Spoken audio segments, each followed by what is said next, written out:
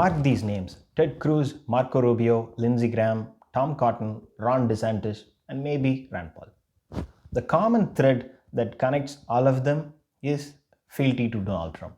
Not a single one has come out and denounced Trump's election derangement syndrome.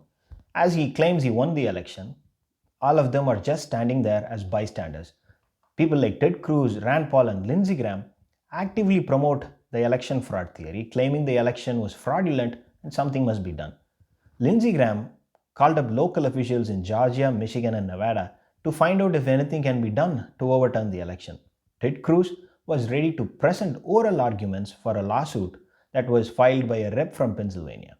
Rand Paul says he has statistics to prove election fraud. Marco Rubio is quiet, but has been going on and on about Biden administration and how the left is taking over the government.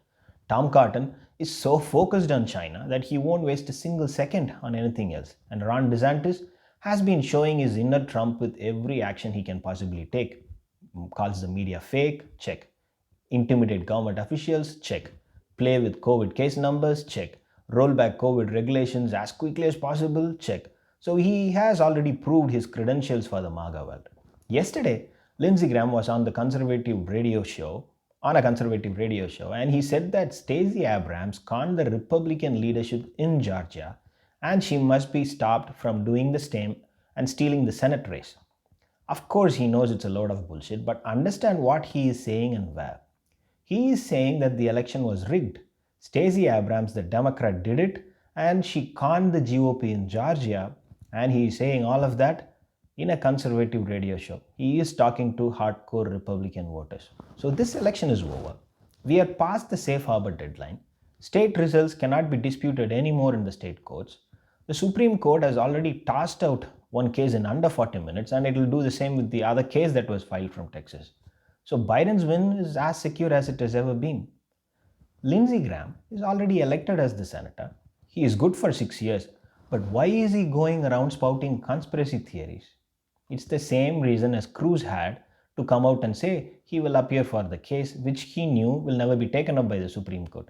It's the same reason why Marco Rubio wants to keep shouting left, socialism, dictator as many times as he possibly can. All these guys want to run for the president in 2024, and they want to convince the MAGA world into backing them. And if that means screwing the democratic process, then who cares?